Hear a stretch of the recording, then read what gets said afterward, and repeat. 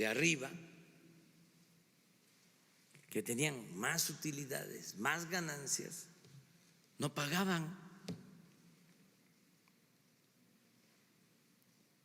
Entonces, qué bueno que esa mala costumbre ahora se esté combatiendo y va en serio. Y todo el que no paga o hace un fraude fiscal es denunciado por la vía civil o por la vía penal, como corresponda. Y los que se dedicaban a expedir facturas falsas, lo mismo.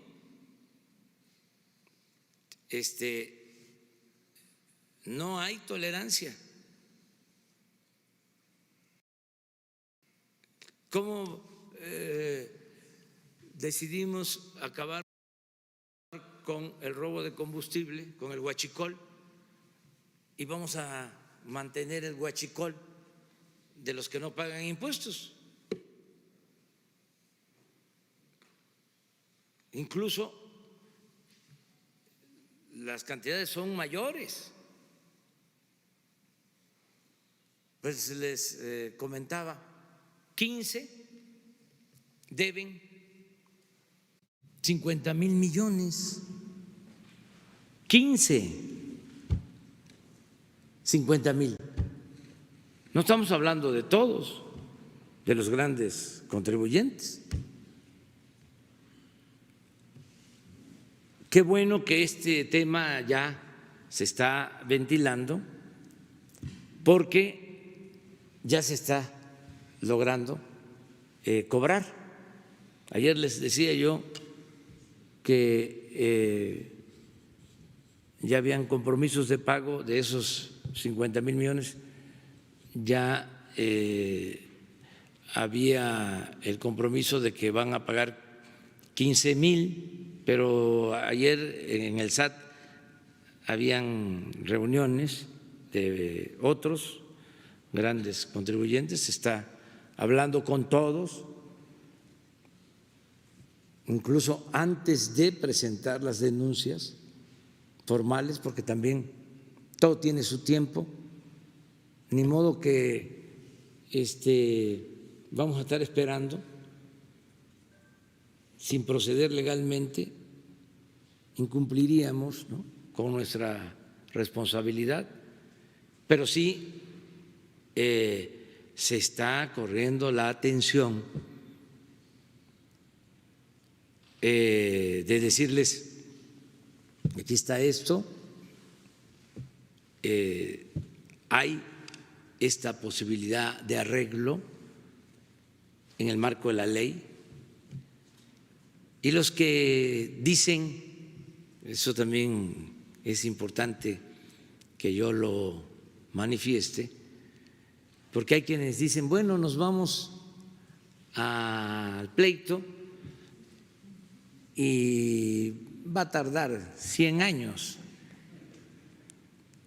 porque estaban acostumbrados a las tácticas dilatorias y a las chicanadas de todo tipo. Nada más que en estos casos y en todos tenemos ya un equipo de abogados para darle seguimiento a los procesos y respetando la autonomía de la Fiscalía y del Poder Judicial. De todas maneras vamos a hacer señalamientos. Si un juez deja un expediente en la congeladora, pues lo vamos a estar diciendo, porque la justicia tiene que impartirse con prontitud. Entonces, ya saben cómo es, ¿no? Hacen una resolución y viene un amparo, resuelven en otra instancia y otro amparo. Y por eso se va todo un sexenio hasta que cumplen con su propósito de no pagar, porque no falta un juez, un magistrado, un ministro que les condone el pago. Pero esos eran otros tiempos. Ojalá y los dueños de las empresas lo piensen así, que no se dejen engatusar por los despachos de abogados, que les digan: no, hombre, no te preocupes, no va a pasar nada. Nada más que recuerden que ya no es lo mismo, esto ya cambió. Porque ayer precisamente me estaban diciendo de la respuesta de un abogado de una empresa famosa que dijo: vamos entonces a litigar por los siglos de los siglos, porque están pensando que se va a actuar como antes. Siempre perdía Hacienda, siempre perdía el gobierno, que al final de cuentas era una pérdida del pueblo, perdía el pueblo, porque el dinero de la hacienda pública es dinero del pueblo. Entonces siempre, porque los abogados que tenían que ir al juzgado a comparecer en una fecha no iban,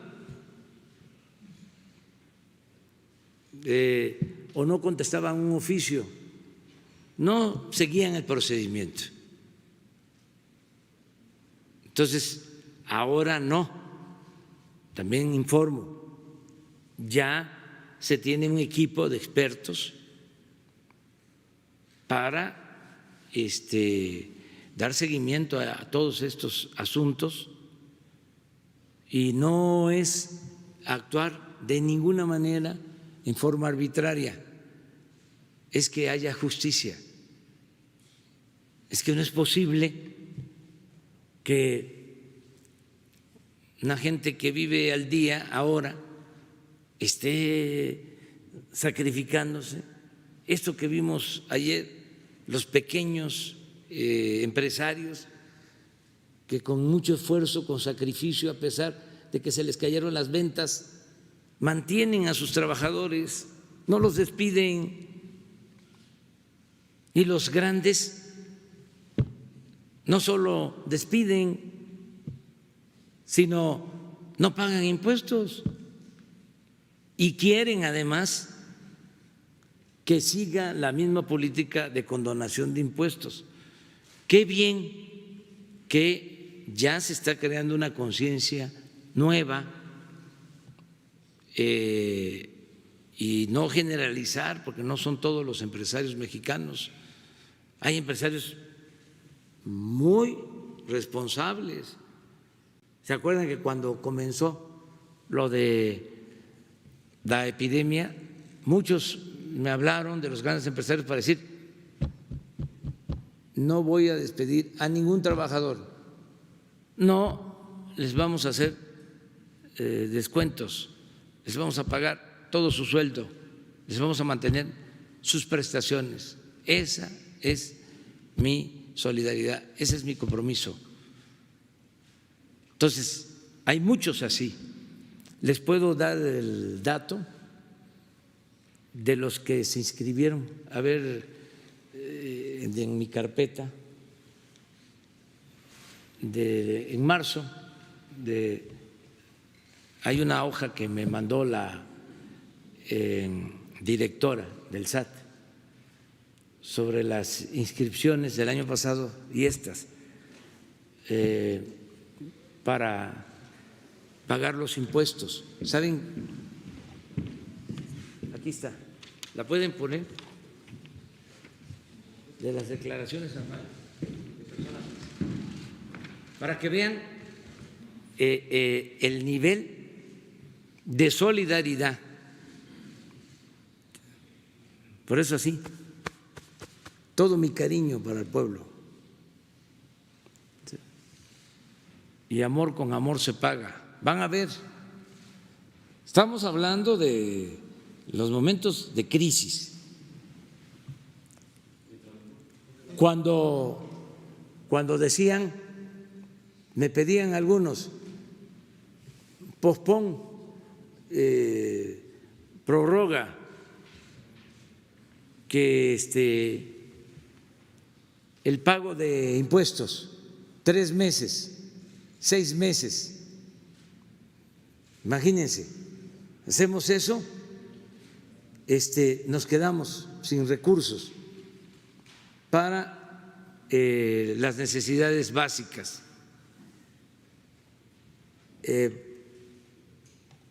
Y además alentamos el no pago, porque la bandera es siempre, ponen por delante a las pequeñas empresas, pero ya hemos visto de que no es así. A ver si se puede. Esto es importante, porque miren, número de declaraciones anuales de personas físicas del 1 al 15 de abril, declaraciones anuales. En el 19, 2.718.215.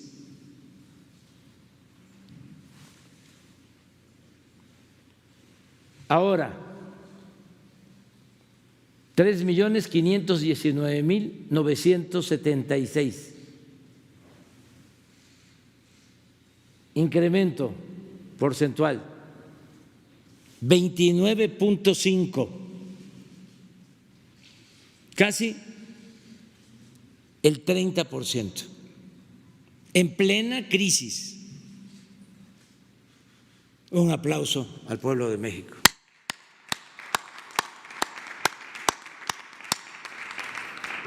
Entonces, no es general, no son todos. Aquí está el ejemplo, porque estas son contribuciones, esto no son impuestos. Es decir, la gente quiere ayudar porque saben también que esas contribuciones se manejan con honradez y le llegan a la gente que lo necesita. Esto es muy humano. Muy bien. Hola, buenos días. Muchas gracias, presidente. María Berza, de la agencia Associated Press. Quería preguntarle sobre 3 temas. El primero, ayer ustedes hablaron de la segmentación de la movilidad para evitar la transmisión y contagios. El subsecretario López-Gatell por la tarde sugirió que podía ser a través de filtros, pero quería saber si nos podría concretar un poquito más cómo van a ser estos filtros, dónde se van a poner, más allá de que hay ciertas comunidades, como usted dijo, pequeñas, que ya están de alguna manera controlando sus entradas, pero por ejemplo aquí en Ciudad de México, en el Valle de México, que es uno de los grandes focos, ¿qué se va a hacer? ¿Cómo van a ser esos filtros? ¿Quién los va a hacer? Si es la Guardia Nacional, el Ejército o las policías. Muchas gracias. Bueno, eso se está terminando de definir. Se está trabajando, entiendo, y en todos los casos es voluntario. Entre otras cosas, el proceso de México para enfrentar el coronavirus se ha sustentado en el llamado de participación ciudadana voluntaria. No ha habido utilización del uso de la fuerza, no ha habido toque de queda ni ninguna de esas medidas. Todo lo ha hecho la gente de manera voluntaria y hemos tenido así buena respuesta. Pero, Hugo, ¿podrías explicar más sobre los filtros? Con mucho gusto, presidente, canciller, coordinador. Efectivamente, cada vez este tema, cuando ha surgido el asunto de reducción de movilidad, quizá por analogía o por comparación con algunas medidas que se tomaron en los países europeos o incluso en Estados Unidos, se nos ha preguntado si esto implica que ya tendría que entrar la fuerza pública. Sistemáticamente hemos respondido no, no tenemos intención alguna de militarizar la respuesta de salud pública. ¿Por qué razón? Porque la consideramos, por un lado, innecesaria y por el otro lado, inconveniente. Inconveniente porque esto perturbaría mucho la dinámica social que hasta ahorita ha sido muy favorable a esta respuesta. Como lo mostramos ayer, hemos tenido una reducción muy sustancial de la movilidad en el espacio público y agradecemos al pueblo de México esta contribución positiva por un acto de seguramente conciencia, persuasión, conciencia de que existe un riesgo individual, familiar, comunitario y en general social de que se propague más aceleradamente la epidemia. Entonces han contribuido. Por eso el balance que dimos ayer es un balance muy alentador porque refleja el resultado de una sociedad responsable, una sociedad solidaria, una sociedad consciente que sabe que puede actuar y que cada una de las personas en lo individual no identificará el tamaño de su contribución, pero cuando ya las multiplicamos por millones es una contribución extremadamente importante. Sobre el tema de la segmentación, la lógica fundamental en salud pública es disminuir la movilidad entre regiones de distinto grado de intensidad de transmisión, precisamente para que no haya una propagación acelerada. En algunos países europeos se dio al inicio de esta epidemia, en febrero, que hubo vacaciones y entonces hubo un desplazamiento importante de ciudadanos de esas naciones hacia otros territorios en los propios países y probablemente, esto no conozco que esté formalmente documentado, incluso en los distintos países que conforman la Unión Europea, como un bloque multinacional. Entonces sabemos de esa experiencia, por experiencias de otras epidemias en México y en el mundo también se conoce que eso puede ocurrir. Cierro diciendo, como señala el presidente, lo estamos analizando con un juicio técnico, con un juicio científico.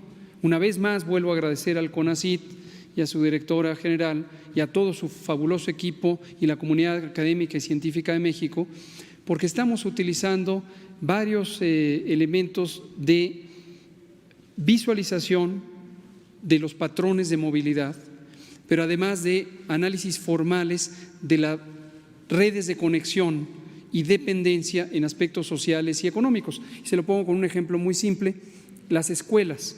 En las escuelas, aunque uno puede ubicar una escuela en un municipio, a la escuela concurren personas, niños y otros jóvenes, según el grado escolar, de otros municipios. Entonces, la solución a la segmentación no está solamente en las fronteras administrativas de los municipios o de los estados incluso, tiene que ver con la interconectividad que existe por otros elementos de dependencia social. La distribución de alimentos, por ejemplo. La logística de distribución de alimentos va más allá de los espacios territoriales definidos administrativamente por esto. Entonces, lo estamos analizando con mucho cuidado. Creo que pronto vamos a tener una propuesta técnica al respecto y en todos los casos, con esto cierro, es tal como lo ha indicado el presidente, con la confianza en que vamos a tener una respuesta social positiva y que vamos a lograr persuadir a la población que siga los patrones de movilidad que permitan controlar la epidemia y les permitan además mantener la sustentabilidad de las comunidades. Doctor, una puntualización simplemente. Si dice que no se va a militarizar, este tipo de filtros que sería, por ejemplo, personal de salud, sí. O sea, se tomaría la temperatura, no sé, para si nos puede dar una idea de qué se está pensando no, para que los ciudadanos también lo sepan. ¿Cómo no? Una idea general, y es la más importante, es la reducción de la movilidad. Y esto justo lo ilustra mucho la fase 2 y las medidas de mitigación comunitaria que tenemos ahorita mismo instauradas en forma masiva y que son parte de la Jornada Nacional de Sana Distancia. O sea, son disposiciones generales, legales, amparadas en las atribuciones que tiene la autoridad sanitaria, que provienen desde la Constitución, el artículo 73, fracción 16, y también la Ley General de Salud, y son disposiciones generales para todo el territorio nacional. Después, las autoridades sanitarias estatales tienen también responsabilidades en su marco de operación y los propios municipios tienen responsabilidades porque también tienen responsabilidades en aspectos de salud. Y esto lo que nos permite es, en algunos casos, traducir en disposiciones administrativas. Le pongo otro ejemplo hipotético, pero es muy cercano a la realidad. Mercados públicos. Los mercados públicos, sobre todo en las zonas suburbanas y rurales, concentran mucha gente, a veces centenares o decenas de miles de personas, y se pueden segmentar, se puede alternar que los distintos calendarios de comercialización de productos se puedan hacer en fechas distintas, en lugares físicos distintos, y entonces eso disminuye movilidad. O se pueden desconcentrar las operaciones comerciales entre distintos municipios que pertenecieran a distinta categoría de transmisión, ¿no? Respecto a los filtros, la operación física de los filtros sí, tradicionalmente la opera el personal de salud pública. Aquí viene al caso también un elemento a veces no muy claramente percibido por la sociedad. La salud pública no es medicina de muchos. El Sistema Nacional de Salud tiene la parte médica propiamente, consultorios, hospitales, batas blancas, estetoscopios, pero tiene todo lo demás que se llama salud pública, y la salud pública son las operaciones de personal de campo, son a veces disposiciones que parecen administrativas, pero tienen una lógica científica de salud pública, la vigilancia epidemiológica, la promoción de la salud, etcétera. México no tiene todavía lo que tienen algunos otros países, que son personal de campo estructurado en una sola unidad técnica. Por ejemplo, en Estados Unidos existe el Servicio Nacional de Salud Pública, es una parte de la institucionalidad muy antigua y muy sólida. México no lo tiene. Antes de COVID, al inicio de la administración, ya habíamos planteado un proyecto semejante, que México tenga un Servicio Nacional de Salud Pública, y esto es un grupo humano que integra a toda la comunidad de salud pública, epidemiólogos, promotores de la salud, etcétera, para que pueda tener una coordinación en su trabajo de campo. Entonces, hoy estamos avanzando en ese mismo proyecto en el contexto de COVID, y esto nos va a permitir tener unidades técnicas que hagan los filtros relevantes, la contención centrada en personas, centrada en casos sospechosos, propia de la fase 1. Ayer explicábamos que los territorios de muy baja transmisión se comportan como territorios que están en fase 1. Entonces tenemos territorios que están en fase equivalente a la fase 3, alta transmisión y dispersión, tenemos territorios en fase 1. Entonces regresamos para esos territorios a las intervenciones propias de fase 1. Gracias. Presidente, a usted quería preguntarle sobre el tema de los migrantes. La Iglesia Católica, en concreto la Pastoral de Movilidad, desde hace varias semanas hizo un comunicado en el que les pedía a ustedes, al Gobierno de México, firmeza frente a Estados Unidos, porque consideraban, sabe que la Iglesia tiene una de las redes de apoyo a los migrantes más grandes, no solo en México, en Centroamérica también.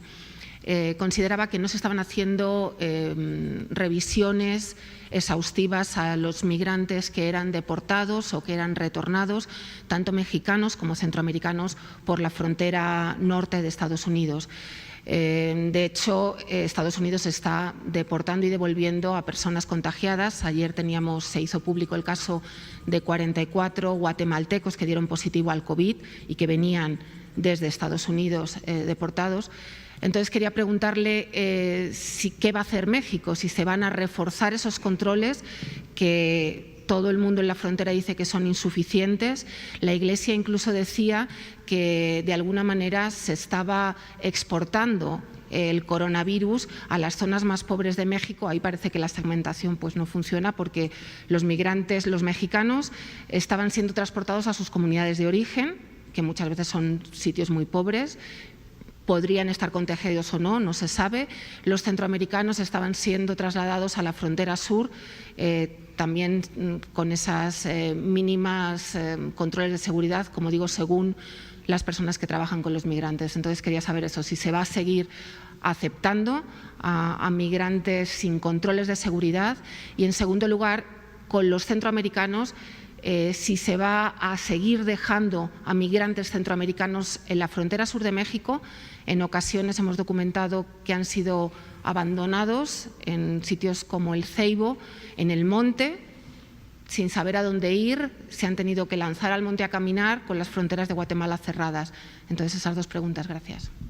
Pues mire, yo tengo ahora sí que otros datos. No tengo la información que usted está expresando, recogida de lo que opinan organizaciones no gubernamentales, en este caso supuestamente vinculadas a la Iglesia, creo que, o entiendo que a la Iglesia Católica. Sí, era un comunicado oficial de la Pastoral de Movilidad de la Iglesia Católica. No tenemos nosotros una petición formal de la Iglesia. Acaba de estar antier en Nuncio con nosotros, vino a una reunión y no planteó eso. Nos trajo un saludo del Papa Francisco y expresó su solidaridad con el pueblo y con el Gobierno de México. Sin embargo, sería bueno que, estando aquí Marcelo, que es el encargado, que explicara qué se está haciendo para que no haya confusión. Nosotros tenemos una relación de amistad con el Gobierno de Estados Unidos que se sustenta en el respeto mutuo y ha sido una muy buena relación, tanto para el pueblo y el Gobierno de Estados Unidos como para el pueblo y el Gobierno de México. Nos han respetado. El presidente Trump ha sido respetuoso del pueblo y del Gobierno de México. Hay una diferencia, yo creo que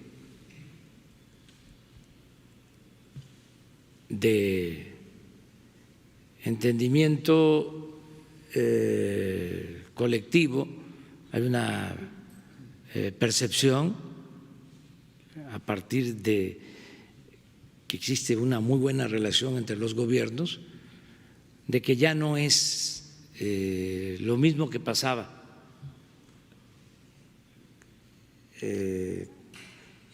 durante el gobierno anterior de México. Ha habido una moderación de parte de los gobiernos, de los presidentes.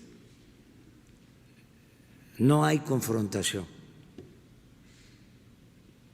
no hay descalificación a los mexicanos como la había anteriormente,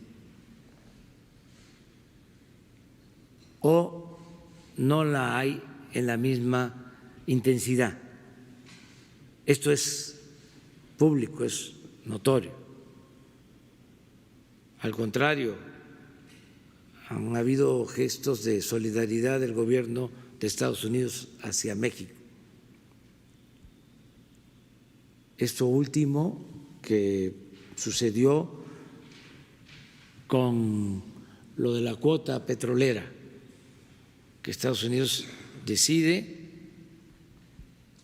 hacerse cargo de disminuir en 250,000 barriles diarios su producción de petróleo, lo que le correspondía a México, porque nosotros no estábamos en condiciones de cumplir con la cuota propuesta por la OPEP y la no OPEP. Entonces, es muy buena la relación. Desde luego, hay interpretaciones políticas de todo tipo, más ahora, pues que hay campañas o hay elecciones en Estados Unidos. Pero nosotros no nos metemos a eso y tampoco polemizamos. Hay quienes quisieran que nosotros nos peleáramos con el gobierno de Estados Unidos y no lo vamos a hacer. Hemos defendido nuestra soberanía con firmeza cuando ha sido necesario. Afortunadamente, muy pocas veces. Le diría que en la mayoría de los conflictos que hemos tenido ha habido acuerdo. En el tema migratorio fue un acuerdo que ha dado muy buenos resultados, precisamente porque se protege a los migrantes, porque se les respetan los derechos humanos. Antes los migrantes eran vejados, maltratados, perdían la vida, eran víctimas de las bandas de delincuentes, se les asesinaba, se les enterraba de manera clandestina. Muchas violaciones a derechos humanos. Eso ya no hay en el país. Ya el Estado mexicano dejó de ser el principal violador de los derechos humanos, como era antes. Ya es distinto. Lo que pasa que lleva tiempo y además hay quienes no nos quieren, no nos ven con buenos ojos y siempre van a estar pensando que somos iguales a los anteriores o a los gobiernos conservadores del mundo, gobiernos autoritarios. Y no, esto ya cambió, pero de todas maneras sería bueno que…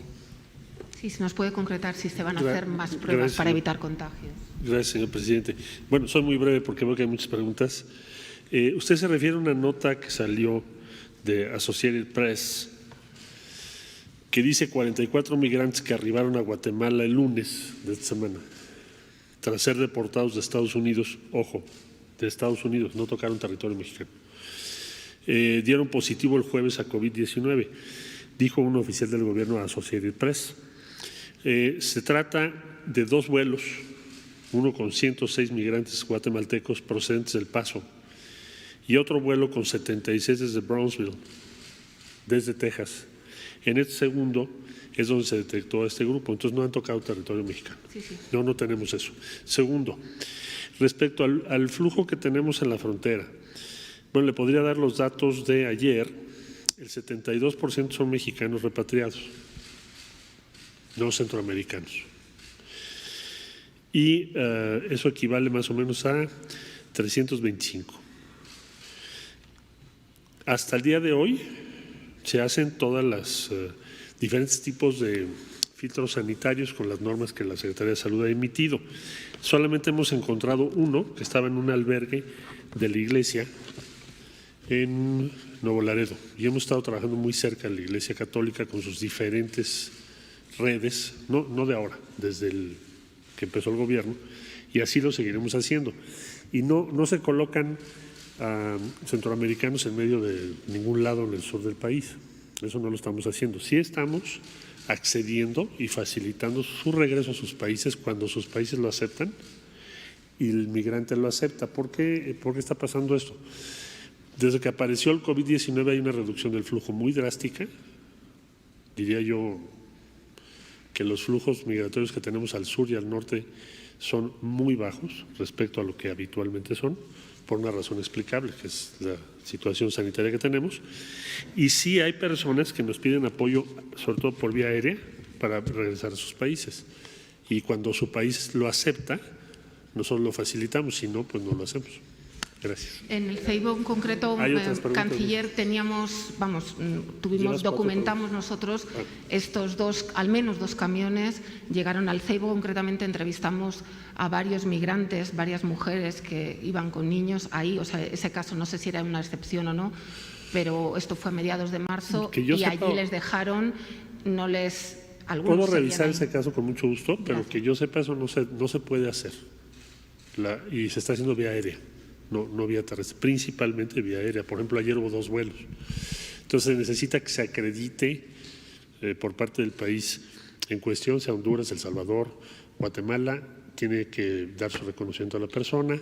Es todo un procedimiento a veces muy engorroso y, por supuesto, la persona tiene que manifestar su voluntad de que quiere regresar a su país. Si no, pues permanecen en México.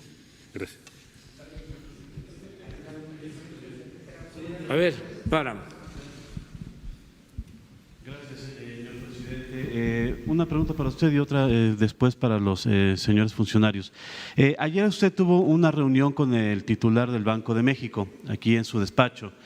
Subió usted una publicación en redes diciendo que había sido en buenos términos. Posteriormente el Banco de México dijo que hubo una solicitud de parte de usted de utilizar algunos remanentes, adelantarlos. Si nos pudiera comentar en qué términos fue esta reunión. ¿Qué se pidió al Banco de México de parte de usted, si es que se pidió algo, y cuál fue la respuesta del titular del Banco de México hacia esta petición? Bueno, fue una reunión muy cordial. Nosotros, afortunadamente, por el combate a la corrupción y por el plan de austeridad, tenemos finanzas públicas sanas.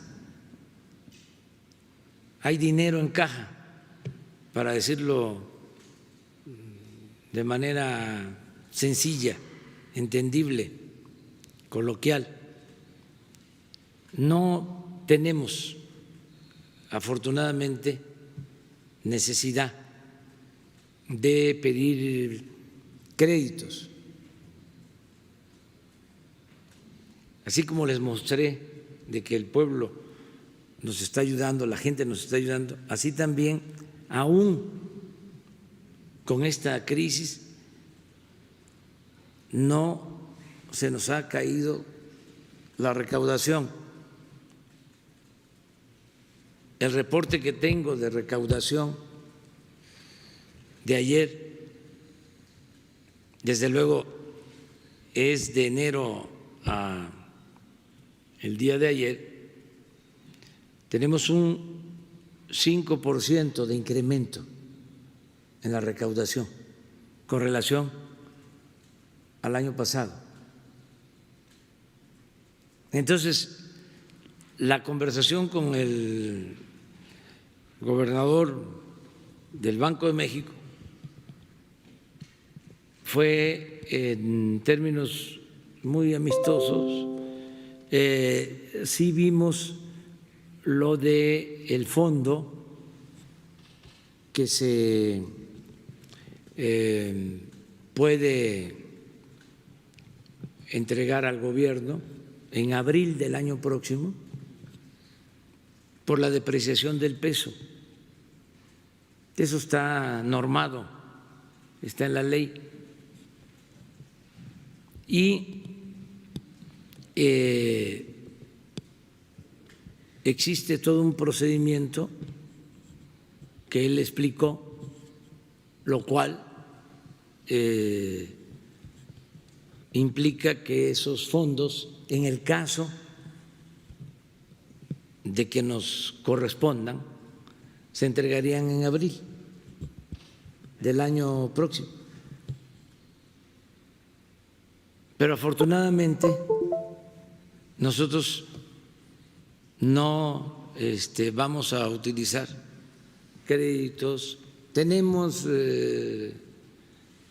líneas de créditos abiertas, pero no queremos endeudar al país como era antes, pues, que lo primero era la contratación de crédito y transferir esos apoyos a los grandes productores. Bueno, el extremo fue lo del FOBAPROA, el convertir las deudas privadas en deuda pública. En aquel entonces $1 billón de pesos. Nada más de intereses hemos pagado otro billón y seguimos debiendo lo mismo. O sea, en total 3 billones fue ese rescate. Ahora no, ahora es distinto. Nosotros lo que le estamos sugiriendo al Banco de México es que se mantenga su autonomía, que ellos decidan de manera libre, soberana, que nos importa mucho el que no haya inflación. Por eso decidimos bajar el precio de las gasolinas. Se pudo haber aumentado el precio y dejarlo como estaba, porque ese fue mi compromiso, que no iba a aumentar en términos reales la gasolina.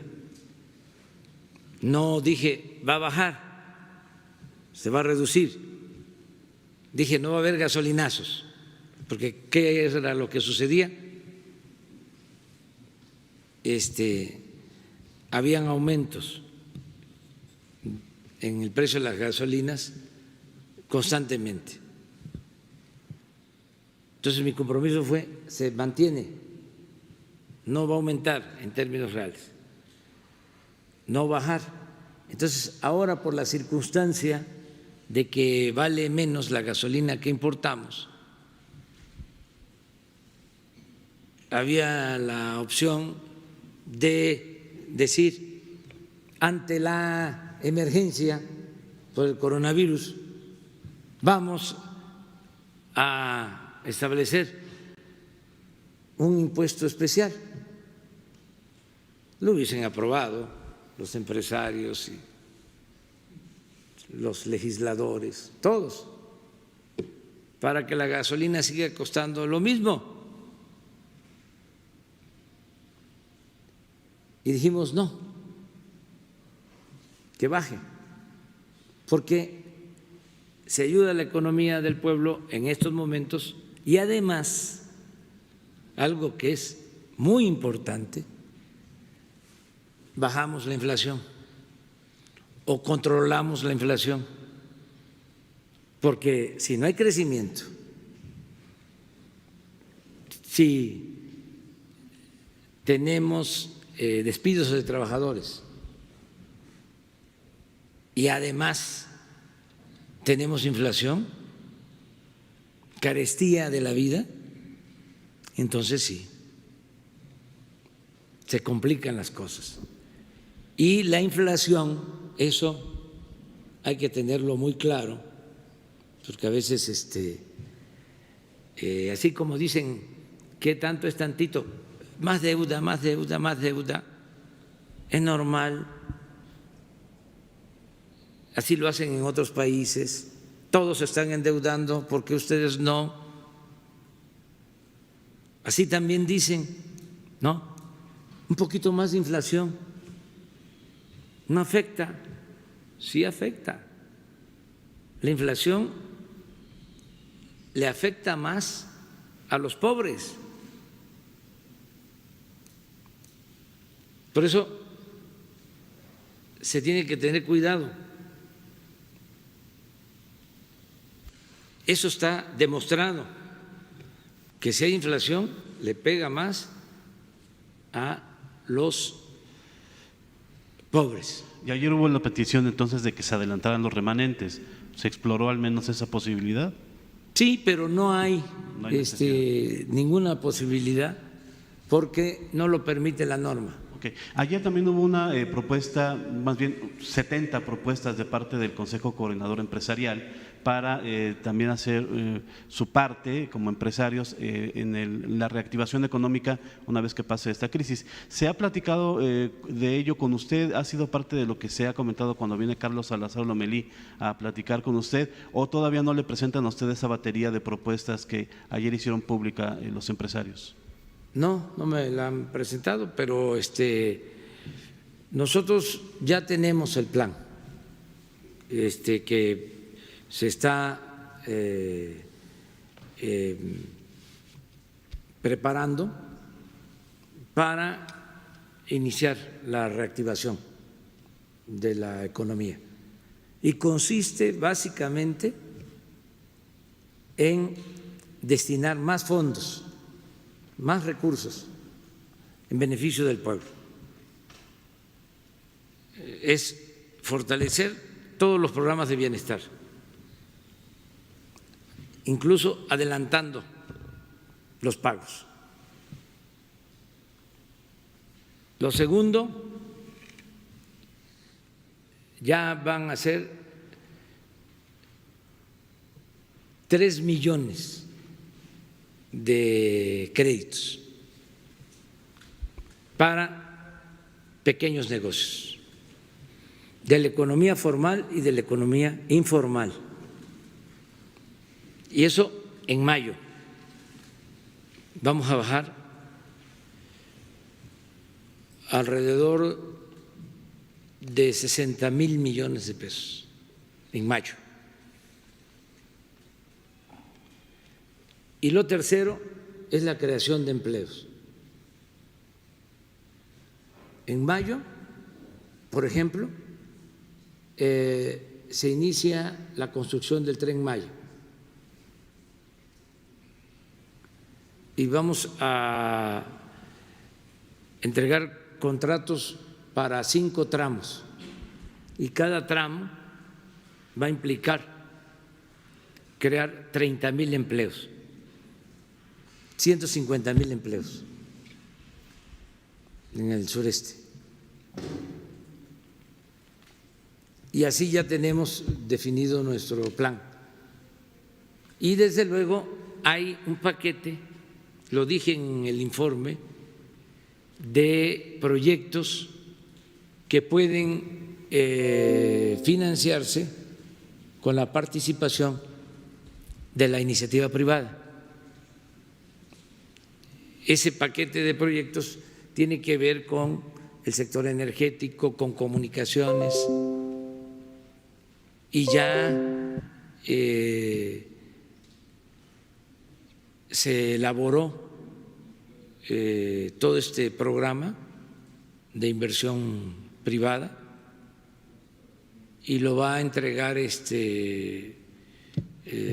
la coordinación de la Oficina de Presidencia, Alfonso Romo, al sector privado. O sea, vamos bien, nada más que es un mecanismo distinto. Acuérdense ustedes a ver si mañana, no, el lunes, porque mañana no vamos a estar. ¿Por qué no? A lo mejor lo encuentras ahí. Ahorita todo se puede con las benditas redes sociales. ¿Se acuerdan cuando era yo candidato que saqué un mensaje donde decía yo lo que me recomendaba un migrante de San Quintín, que es lo que estamos aplicando? Pero a veces hay que recordarlo.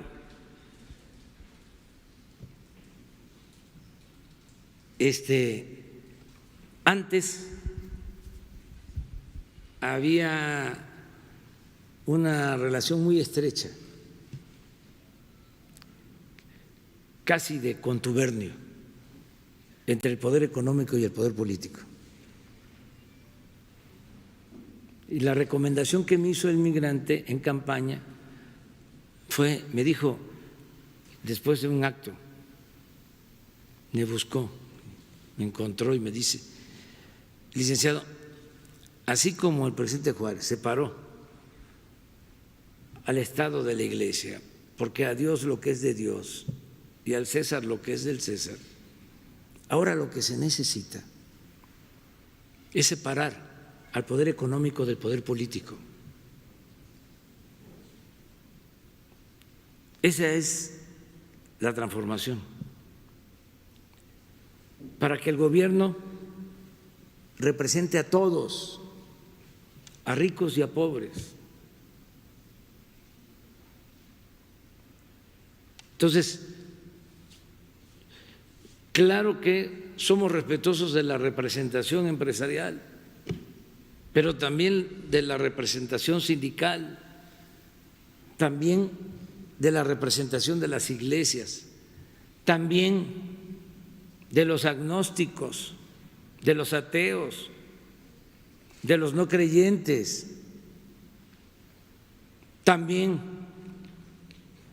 tenemos que escuchar y representar a los olvidados, a los pobres, a los marginados. El gobierno no es un comité al servicio de un grupo, de una minoría. El gobierno tiene que representar a todos. No es pelearnos, es entender el rol nuestro. Así como nosotros entendemos el rol de cada sector, así también que se entienda que nosotros tenemos que velar por el bien de todos. Y hemos considerado darle atención preferente a los más necesitados. Eso es todo. Entonces, ya existe una comunicación para estos proyectos en donde pueda invertir la iniciativa privada. Es necesaria la inversión del sector privado. Ok. Gracias, señor presidente. Quería preguntarle al señor canciller si nos puede hacer una actualización, si es que hay, de los vuelos de China a México. Si ha ocurrido más vuelos, si este fin de semana que no vamos a tener este espacio, ya están programados algún otro vuelo o vuelos, y si el doctor López-Gatell nos puede comentar cómo va la distribución de todos estos materiales que están llegando de una manera resumida, por favor.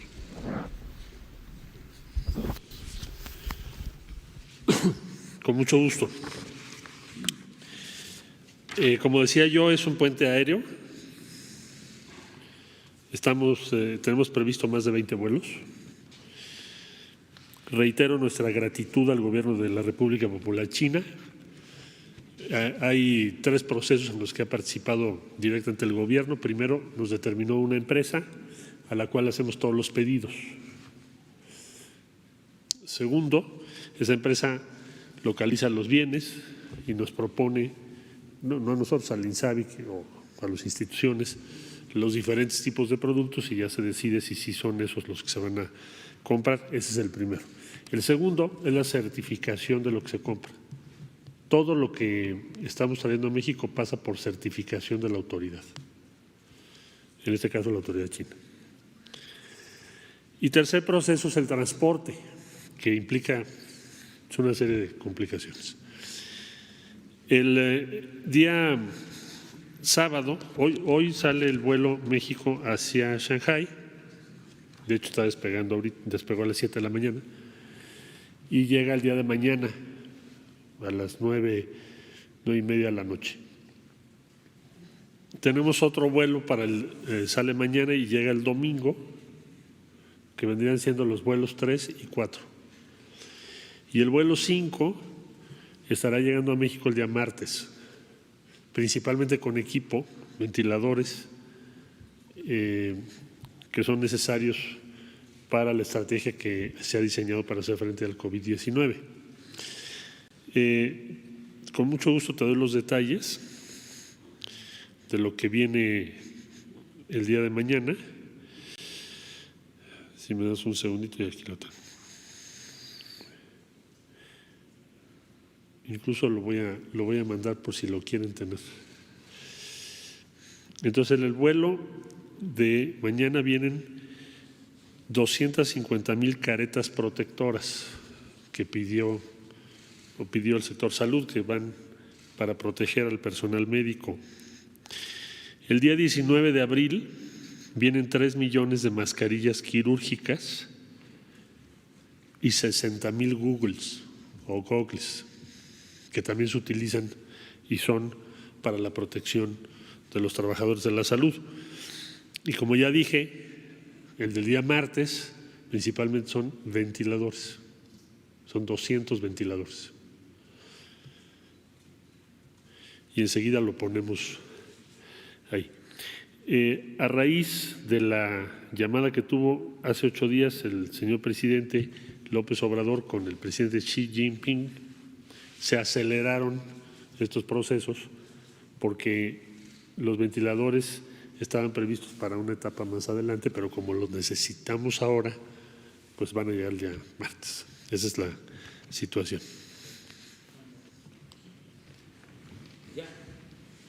Bueno, ¿cómo va la distribución? Muy brevemente, como ya comenta el canciller, el proceso está muy bien articulado. Todo lo que tiene que ver con el identificar estas proveedurías globales, negociar la adquisición, hacer el transporte, estamos muy agradecidos con el canciller y el equipo de Relaciones Exteriores porque nos ha permitido una eficiencia nunca antes vista de este acceso a unos mercados sumamente restringidos en este momento. Al interior del país, el INSABI, el Instituto de Salud para el Bienestar, está al frente de coordinar justamente este enlace con la Cancillería y la provisión hacia las entidades federativas, específicamente el doctor Alejandro Calderón Alipi, quien tiene una encomienda de ser el coordinador nacional de abasto para estos asuntos. Ya lo era antes de COVID y ahora lo está haciendo para COVID. Y otras áreas de la Secretaría de Salud, concretamente la subsecretaría que coordino a través de sus órganos desconcentrados, integra los equipos técnicos, los equipos de especialistas que dan la opinión técnica respecto a los insumos antes de adquirirlos y luego una vez que llegan, y también que da recomendaciones sobre, con base en la necesidad, dónde habría que priorizar la distribución. Ese es el mecanismo. bueno, yo creo que hasta aquí va a quedar, porque nada más decirles que ya en su momento yo voy a darle a conocer al pueblo sobre el apoyo que me han dado los integrantes del gabinete, los servidores públicos, porque se han portado a la altura de las circunstancias. he contado con el apoyo de los servidores públicos, me han ayudado mucho, han trabajado con intensidad, son gentes con imaginación, con talento, preparados, sensibles, humanos, honestos. Eso hace la diferencia. Es el caso del doctor Jorge Alcocer, secretario de Salud, del subsecretario Hugo López-Gatell, del equipo del INSABI, Juan Ferrer, Alejandro Schwartz, que es el encargado de médicos, el doctor Alipi, que es el encargado del abasto de medicamentos, en fin, todo el equipo de salud. Se han portado de manera extraordinaria los mandos militares, tanto el general secretario Crescencio Sandoval como el almirante Ojeda, secretario de Marina, que me han apoyado mucho. Son dos instituciones fundamentales del Estado mexicano que no están dedicadas, como algunos podrían pensar, a reprimir al pueblo. También esa es otra diferencia sustancial. Nunca se ha dado la orden ni se dará de utilizar a las Fuerzas Armadas para reprimir al pueblo de México. Y no hace falta que yo me imponga, ya es una convicción también en las Fuerzas Armadas. Ya saben que provienen del pueblo, que el soldado es pueblo uniformado, es un ejército completamente distinto a otros ejércitos de otros países del mundo. Y destacar el apoyo del secretario de Relaciones Exteriores, de Marcelo Ebrard, de todo su equipo, subsecretarios, de los cónsules, sobre todo los que están en Estados Unidos, en los 50 consulados, que han hecho una labor muy importante apoyando a nuestros paisanos, a nuestros migrantes, porque han perdido la vida, mexicanos en Estados Unidos por la epidemia, y se les está auxiliando, y la instrucción que tienen los cónsules es de apoyar en todo, en todo. No hay límite de apoyo en lo material, no hay límite, lo que se requiera de recursos para los que lo necesiten. Lo mismo en el caso de la embajadora de México en Estados Unidos, Marta Bárcena, que ha estado trabajando constantemente. El trabajo destacadísimo de Relaciones Exteriores para traer a nuestros paisanos que se quedaron en distintas partes del mundo. Han hecho un trabajo silencioso pero muy efectivo de mover a mexicanos de países incomunicados a países en donde se les ha reunido para ser trasladados al país, ser trasladados o regresados a México. Es una labor espléndida. Nos ha ayudado mucho la jefa de gobierno de la Ciudad de México, Claudia Sheinbaum, y los gobernadores en general, la gobernadora de Sonora, los gobernadores del país,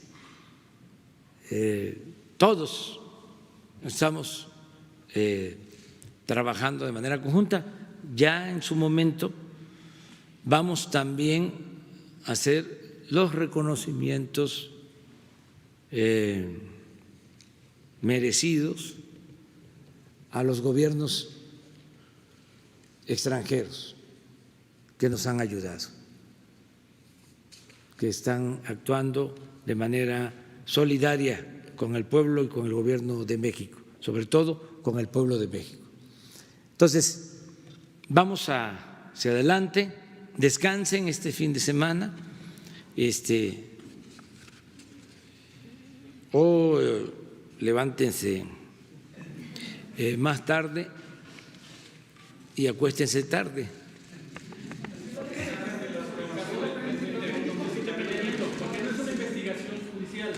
Más bien, la Secretaría de la Función Pública solicitó a la Comisión Nacional Bancaria y de Valores que revisen lo que tiene que ver con sus movimientos financieros, tanto de los de él como su familia. Además, también la Unidad de Inteligencia Financiera confirmó ayer que también solicitaron a la misma comisión los movimientos, contratos de Luis Enrique Nava, el exsecretario de la Sedesol.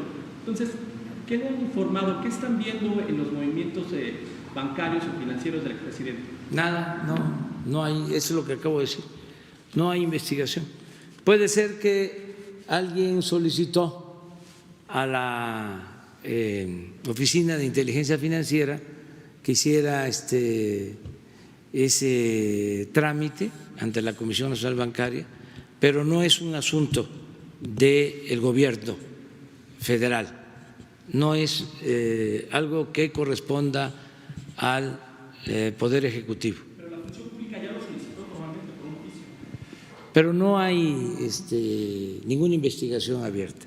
Lo pudieron haber solicitado porque alguien está pidiendo esa información, pero nosotros no.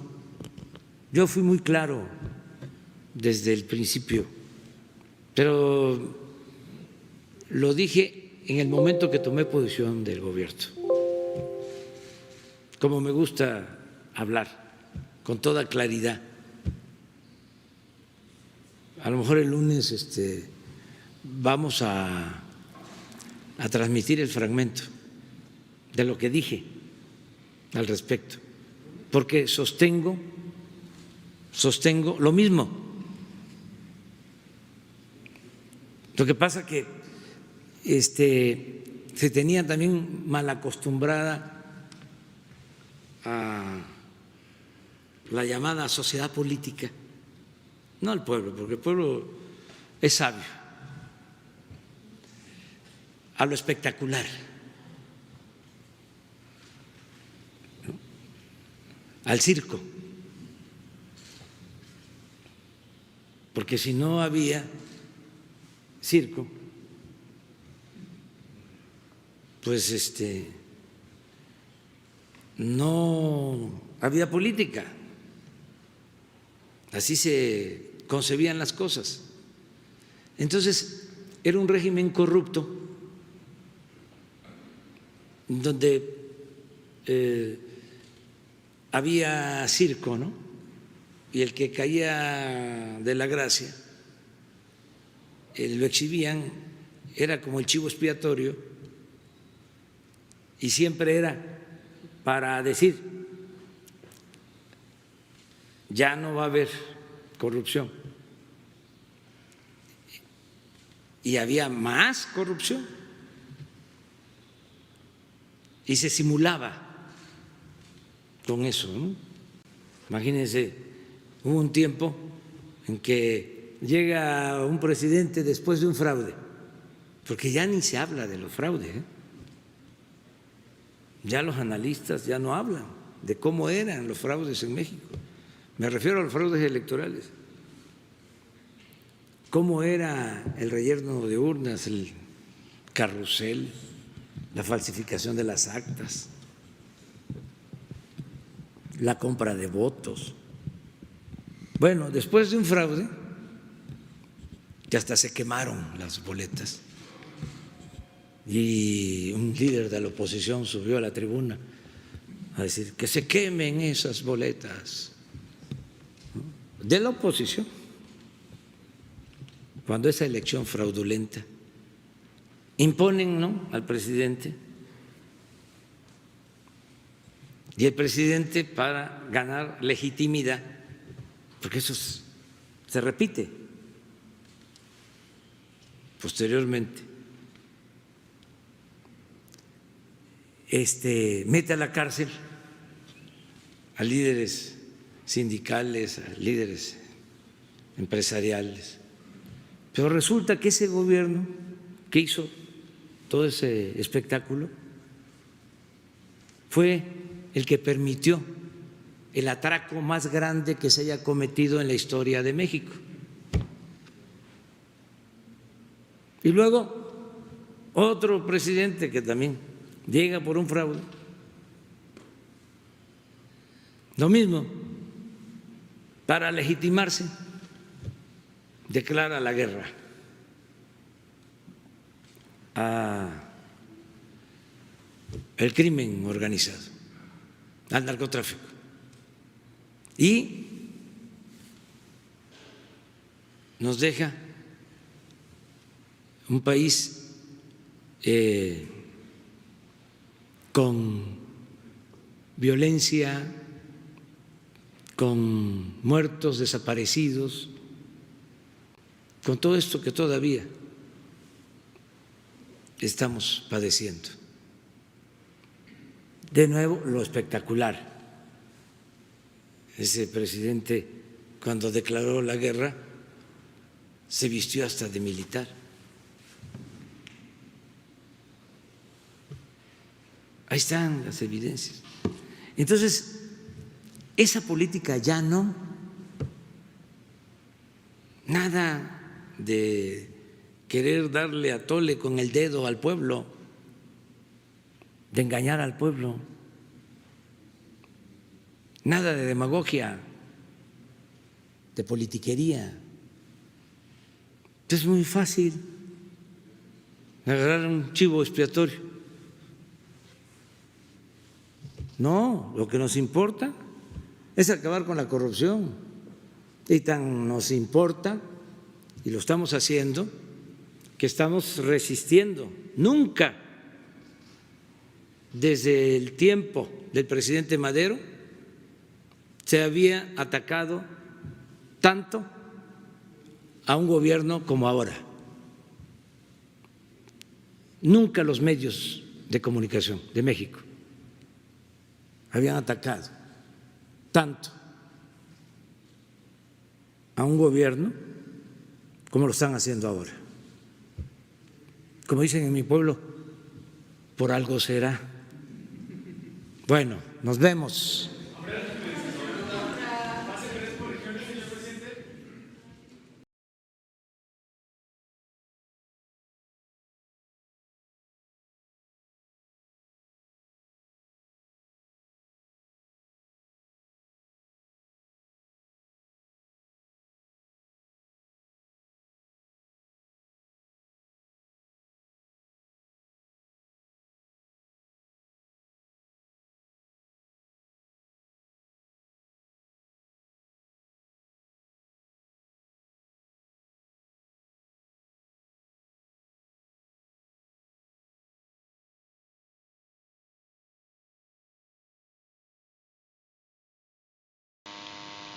Repito, rebobino, se me olvidó conectar el micrófono.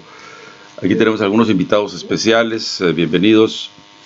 Les decía que este programa se queda en Facebook, en mi canal de Facebook, que es José Luis González Capitán. Posteriormente lo subimos también a YouTube y se queda ahí también en YouTube. Ahora mi página web está en mantenimiento, radiomorena.org, radiomorena.net, pero mis canales están vivos, vivitos y coleando en Facebook y en YouTube. Entran como José Luis González Capitán. Bueno, aquí hay algunas reflexiones de su servidor con respecto a lo que acabamos de escuchar en esta hora de infracción. Trump ha sido respetuoso con el pueblo de México. ¿What? Bueno, acá los que vivimos en Estados Unidos no tenemos la misma apreciación que tiene nuestro presidente en México. Desde luego que él tiene que actuar en forma diplomática, porque el logro filarmónico de este lado pues es muy puyero, y entonces pues Obrador, si tiene algo, es que no se deja provocar, porque el matón de barrio, bueno, siempre llega y al alfeñique le da, lo empuja para que se caliente y le entre a los puñetazos. Bueno, no va a caer en eso nuestro presidente, es inteligente, y bueno, aunque hagamos una crítica aquí de una apreciación que no tenemos al igual que él, con todo respeto, vemos que acá tanto Obama, el exportador en jefe, que sacó más paisanos indocumentados que ningún otro presidente, siendo demócrata y prometiendo una reforma migratoria integral, pues no sucedió.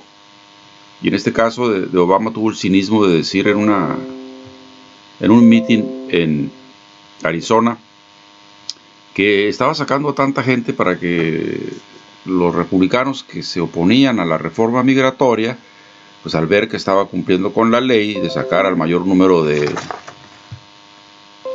Bueno, aquí tenemos un virus de publicidad que nos hace ruido cada rato.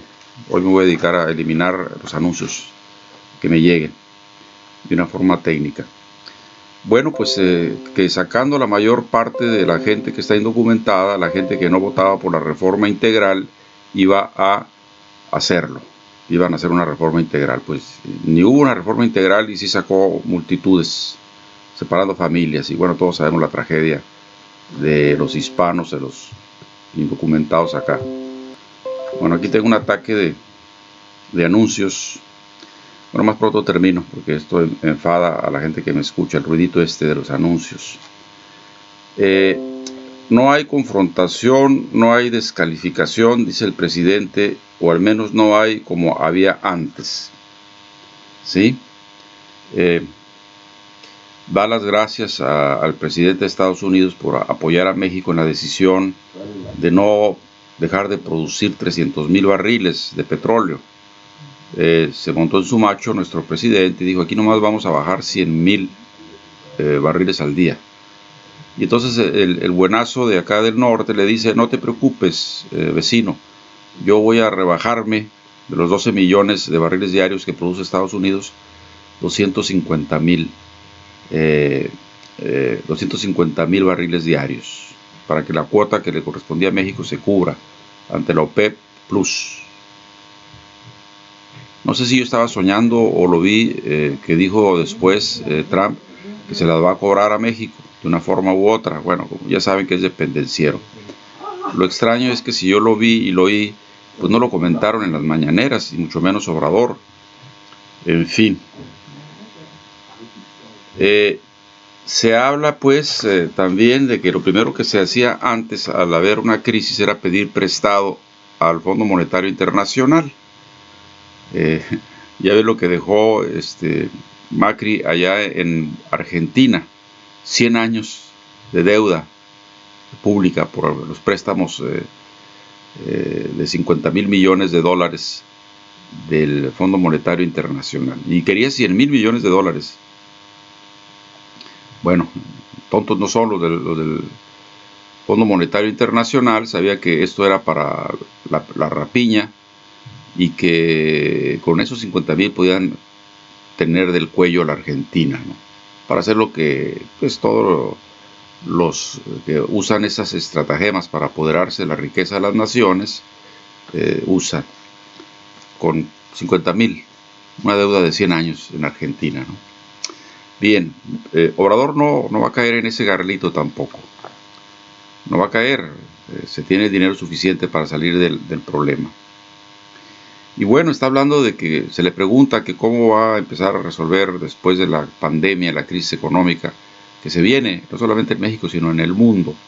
Bueno, él está hablando de 3 millones de créditos que va a soltar en mayo para los pequeños empresarios, que son los que dan más trabajo a la gente. Está hablando de desembolsar 60,000 millones de pesos en préstamos blandos, con intereses bajos, a pagaderos en 3 años, con 3 meses de gracia, etcétera, etcétera. O sea, si esto no sirve para cimentar los cimientos de una nación que está tomando su soberanía y su territorio y su responsabilidad social, pues entonces no sirve nada.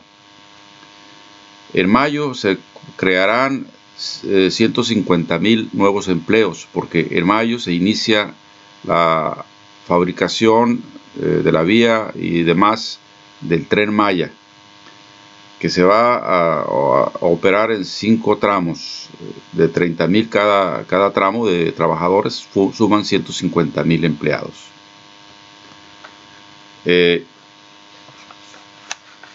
Bueno, y vuelve a comentar la anécdota de que un inmigrante del Valle de San Quintín le recomendó al presidente que hiciera lo que Juárez, cuando Juárez separó la iglesia del Estado, que ahora lo que hace falta es separar al gobierno de los negocios, porque había un maridaje, una simbiosis bastante perversa, cínica, entre los gobernantes y los negocios. O sea, se gobernaba para salir ricos del gobierno, los gobernadores y los presidentes y los achichincles, jefe de archivos, etc. Y que para poder oxigenar y sanear a un país, pues se requiere que al César lo que es del César y a Dios lo que es de Dios. Entendido en castellano, quiere decir que los negocios no intervengan en los asuntos públicos, porque se pervierte el asunto. Más si son de cuño neoliberal, como han sido los últimos 34 años en México. Separar al gobierno de los negocios. Él habla de que, bueno, él es representante de todos los mexicanos, de los pobres, de los capitalistas, de los testigos de Jehová, de los agnósticos, de los ateos, de los gays, en fin, y que por ende tiene que cuidar la cosa pública, con una frase que acuñó, aunque es un gobernante para todos, su premisa principal, su axioma de conducta ética, es que por el bien de todos, primero los pobres, porque eso, bueno, conviene a todos, hasta los que tienen dinero, ¿verdad? Y bueno, se pregunta cómo está la proveeduría de las necesidades de recursos médicos para atender la pandemia. Y hay más de 20 vuelos que se van a realizar entre China y México, en donde vienen ya los insumos. Precisó, por ejemplo, que en el vuelo 5, ahora salió el número 2 de México hoy en la mañana, en el vuelo 5 vendrán 200 ventiladores, que para la necesidad que se tiene, pues es una bicoca. Pero bueno, ya hay más ventiladores en los hospitales instalados y están tratando de producir a través de un prototipo que CONACYT y otras empresas privadas están empujando para poder surtir la necesidad.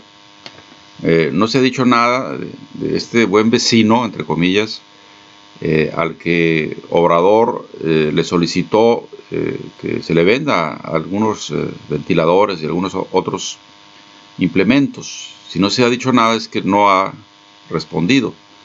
En fin, el 18 de abril llegan 250,000 caretas protectoras para los especialistas que están enfrentando a 30 centímetros el problema.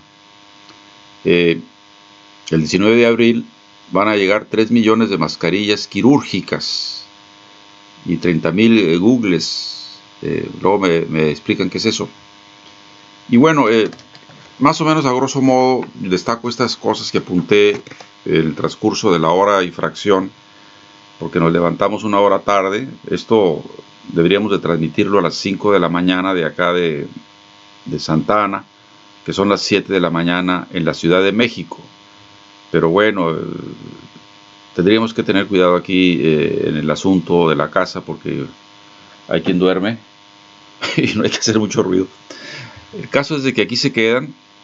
Esto es un programa que estamos transmitiendo desde Santana, desde mi canal de Facebook, José Luis González Capitán. El técnico está trabajando para levantar de nuevo mi página, le está dando mantenimiento, por lo tanto les avisamos cuando ya radiomorena.org, radiomorena.net esté funcionando, donde pueden encontrar más fácil estos programas de video. Metiéndose a ese canal de radio, están ahí primera plana las últimas video charlas a las que estamos acudiendo. Hoy es viernes, mañana sábado a las 9:30 vamos a empujar el programa de poesía, La Fauna Sagrada. De seguro está Lupita Castillo de nuevo con un poema que escribió sobre el asunto del coronavirus.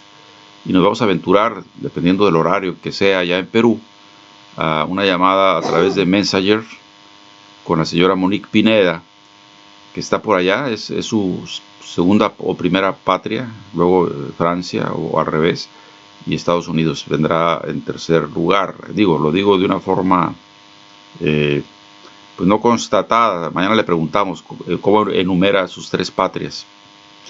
Y Maricela, aunque se ocupa el sábado de atender asuntos domésticos, pues vamos a ver si nos da cuando menos 10, 15 minutos de su tiempo de mañana para que se complete el programa de La Fauna Sagrada, que es un programa de poesía. Y bueno, igual los miércoles tenemos 2 programas que transmitimos, uno que retransmitimos, que es Morena en el exterior, de los compañeros de la Casa Roja. Eso es no sé si a la 1 o a las 2. Bueno, les damos en el camino la hora. Y el otro es a las 7, que es Archipiélago Morena, donde vamos a tener charlas con la militancia de Morena, emulando un poco lo que ya van a hacer todos los jueves a partir de las 6 de la tarde, el comité o el Instituto de Educación Política del partido de Morena. Y jueves me voy a dedicar a las 9:30 a hablarle a todos y cada uno de los amigos que tengo por acá en esta ciudad bicicletera de Santana, para preguntarles cómo están pasando la pandemia. En fin, bueno, vamos a empezar a desconectarnos. Quiero agradecer la asistencia de 2 que madrugaron acá. No sé si llegó alguien más. Vamos a ver. Javier González, saludos. Jorge Ortega, bienvenidos. Esto se queda aquí, recomiéndolo para que lo vean después, se queda grabado. Y bueno, aquí vamos a poner la despedida, si es que la encuentro. Sí, aquí está. Nos vemos entonces, que pasen buen día, cuídense, no salgan, lávense las manos 500 veces al día. Y cuando llegan de fuera, los zapatos los dejan allá afuera en la puerta. Hasta siempre.